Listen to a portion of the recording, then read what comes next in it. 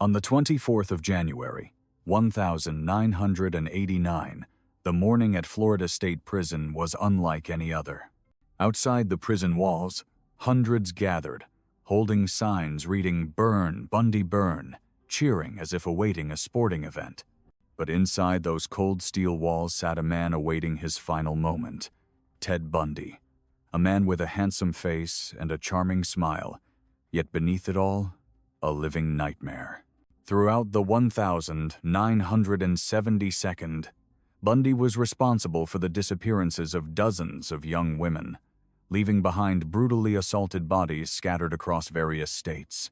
His cunning methods of approaching victims, his repeated escapes from the law, and most notably his 2 daring prison breaks, made him a dark legend in criminal history. The story of Bundy is not only about the number of victims or the sheer brutality of his acts, but also about the strange paradox he embodied. An intelligent, educated man, once a law student, who became one of the coldest serial killers of the 20th century. What turned a man with a promising future into America's living nightmare? And why, even after his death in the electric chair, does the name Ted Bundy still haunt the collective memory of American society?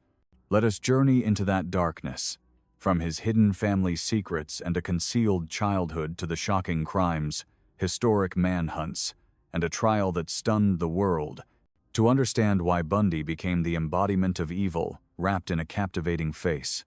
Ted Bundy was born on the 24th of November, 1946, at a home for unwed mothers in Burlington, Vermont. From the very moment of his birth, his life was wrapped in secrecy. His mother, Eleanor Louise Cowell, was 22 years old and unmarried. To avoid scandal, she told her family she would put the baby up for adoption, but instead, she brought him to her parents' home in Philadelphia. There, Bundy was raised in deception.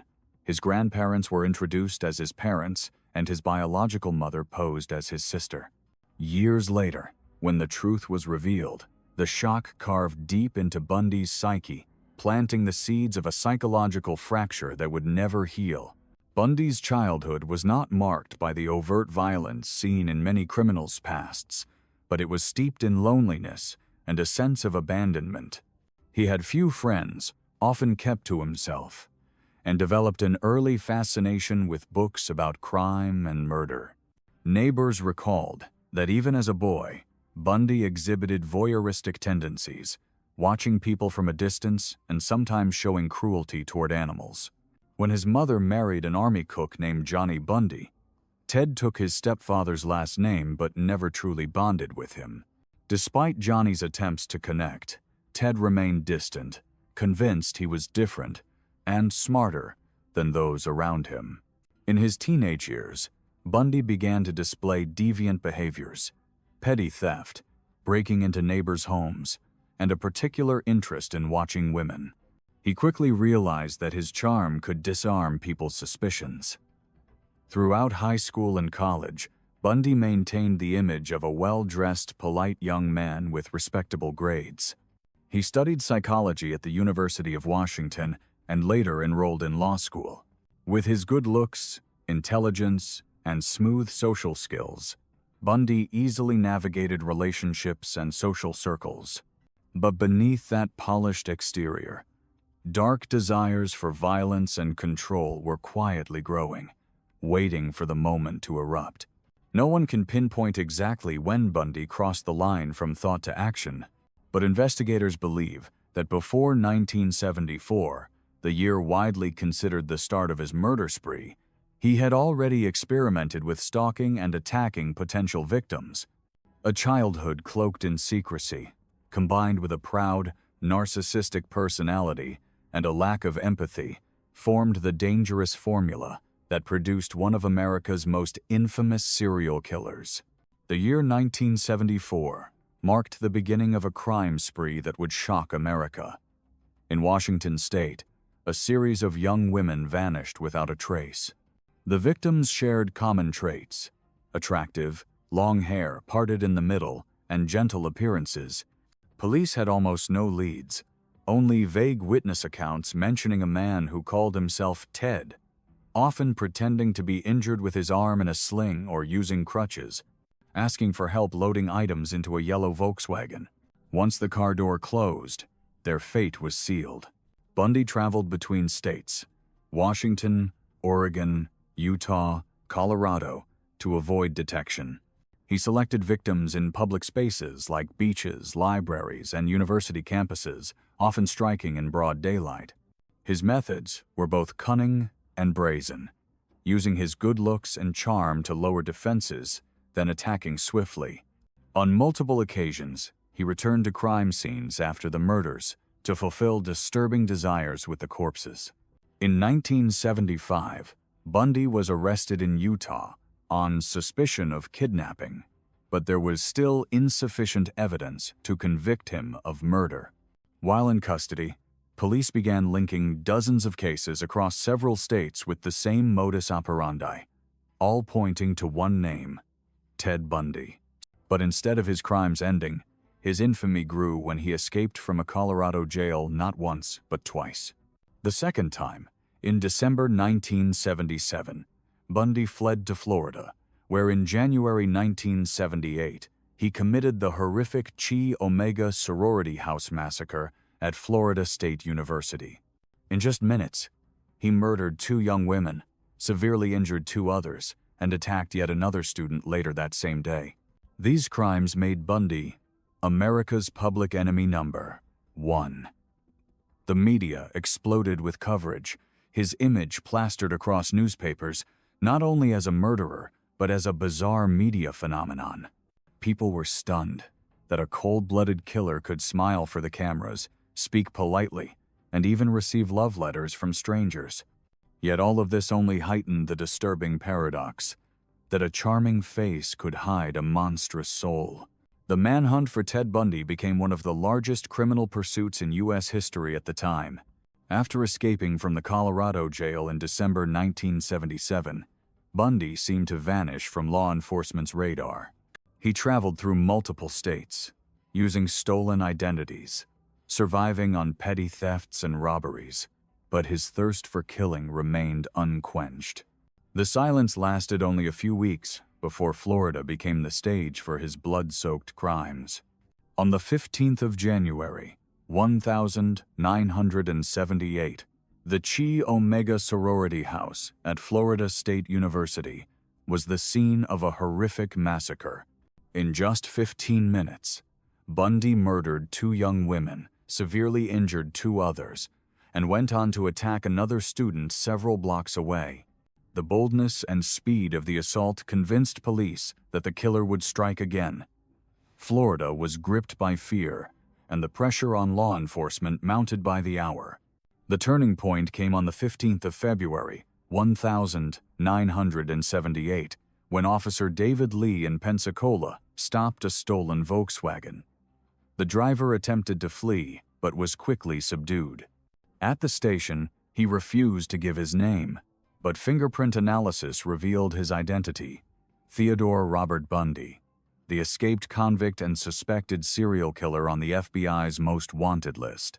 Bundy's 1979 trial became a global media spectacle. For the first time in Florida's history, a criminal trial was broadcast live on television. Bundy represented himself, turning the courtroom into a stage for legal sparring and unsettling smiles for the cameras. But he was faced with damning evidence: eyewitness testimonies, fingerprints, and most notably, bite marks matching his teeth on victim Lisa Levy's body. On the 24th of July, 1979, the jury deliberated for less than 7 hours before finding Bundy guilty of first-degree murder and sentencing him to death. His cold reaction to the verdict sent chills through the courtroom. But the story didn't end there. Subsequent trials in Florida handed down additional death sentences for other murders, ensuring Ted Bundy would never walk free again. After his first death sentence in 1979, Ted Bundy was held at Florida's Ryford prison on death row. Yet even behind bars, he refused to fade from the public eye. Bundy became a figure both reviled and morbidly fascinating, a bizarre phenomenon that he skillfully exploited. During the 10 years he awaited execution, Bundy seized every opportunity to delay his death. He wrote letters to lawyers, journalists, and even appeared in televised interviews, sometimes to share his thoughts on his crimes, other times to deny or deflect responsibility. He began bargaining with authorities, offering information about unsolved cases in exchange for more time. Bundy confessed to dozens of additional murders, bringing the official victim count to at least 30, though many experts believe the true number is far higher. Bundy maintained his confident, even charming demeanor in prison. He married Carol Ann Boone, a woman who believed in his innocence, in the courtroom in 1980, and they had a daughter while he was incarcerated. This relationship fueled intense public debate over how a cold-blooded killer could still inspire affection and loyalty from the outside world. By the late 1982nd, however, all of Bundy's delay tactics had run out. On the 24th of January, 1989, he was led to the electric chair at Florida State Prison. Outside, crowds cheered, confetti filled the air, and many held up celebratory signs. Bundy no longer wore his trademark confident smile, offering only a few vague final words before the current ended his life. A flash of light, and then silence. One of the darkest chapters in American criminal history had closed. Yet the questions, mysteries, and grim legacy he left behind continue to haunt America to this day. Ted Bundy's crimes not only claimed the lives of dozens of innocent women, but also left deep scars on his own family. People who bore the weight of blood ties while becoming victims of public judgment. Eleanor Louise Cowell, Bundy's mother, lived her life in guilt and pain. She defended her son until the very end, trying to believe he was innocent. But when she heard him confess to investigators about the true number of victims, she was devastated. It is said that after Bundy's execution, she virtually disappeared from public view, avoiding interviews as if to bury that haunted chapter of her life. Johnny Bundy, the stepfather who gave Ted his last name, was also caught in the storm of public scrutiny. He remained quiet, simply stating that he never truly understood his stepson. The relationship between Bundy and his family had always been distant, and once the truth of his crimes emerged, that distance became an unbridgeable chasm. Carol Ann Boone, the woman who married Bundy while he was in prison, initially believed Ted had been wrongfully accused. She attended his trial daily, publicly expressed her support, and even bore him a daughter in 1982. But when Bundy's confessions became undeniable, Carol severed all ties, taking her daughter away to live in obscurity. The daughter's identity and current life remained secret, as she grew up fearing the stigma of being the child of one of America's most notorious killers. Bundy's family endured suspicion, ostracism, and whispers from neighbors, colleagues, and even relatives. Though they had no involvement in his crimes, they lived under Ted Bundy's shadow for the rest of their lives. Their story stands as proof that the crimes of one person can shatter even the most sacred bonds of family. The legacy Ted Bundy left behind in America is not one anyone would wish for, yet it is deeply etched into criminal history and popular culture. Bundy's crimes became a pivotal moment in changing how law enforcement investigated crimes across state lines, particularly in improving interagency communication. Before Bundy, local police departments often worked in isolation, allowing killers to exploit the lack of coordination to commit crimes in multiple regions. Bundy's case pushed for the creation and enhancement of federal criminal databases, including the FBI's expansion of VICAP, Violent Criminal Apprehension Program, to track serial crimes nationwide. The media at the time unintentionally turned Bundy into a phenomenon, with his image saturating newspapers and television broadcasts. For many, this served as a chilling reminder that a murderer does not always look frightening. Sometimes, he may be the friendly neighbor, the polite co-worker, or the ideal boyfriend.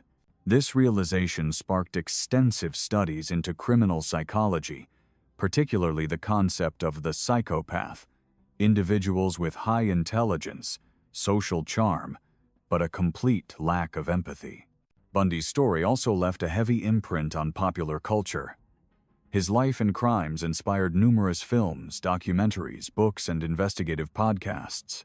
From the 1986 television movie The Deliberate Stranger to Netflix's Conversations with a Killer, the Ted Bundy tapes, Bundy has been portrayed as a haunting symbol of evil.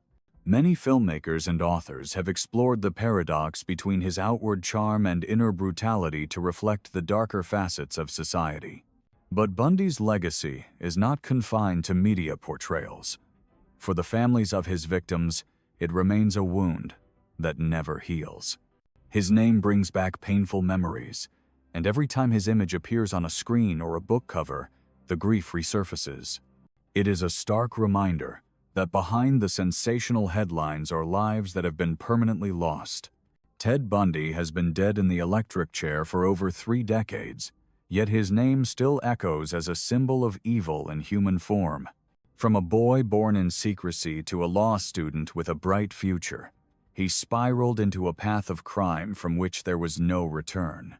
His journey is not just the tale of a serial killer, but a mirror reflecting the flaws in society, where a predator can exploit charm and intelligence to conceal his true nature. The Bundy case leaves behind hard-learned lessons: the vital importance of information sharing between law enforcement agencies, the community's vigilance in recognizing suspicious behavior, and the realization that evil can hide behind the friendliest smile. It is also a reminder that justice may be delayed, but is never absent. On the day of his death, many celebrated as if the ghost of fear had finally been banished. But for the families of his victims, the loss was permanent. No verdict can bring back the lives taken. And for society, Ted Bundy's story remains a chilling warning. Sometimes the most terrifying thing is not the darkness itself, but the one who carries a false light to hide it. If you want to hear more gripping true crime stories, stay tuned to this channel. Each case is not just a tale of horror, but a mirror reflecting human nature at its darkest corners.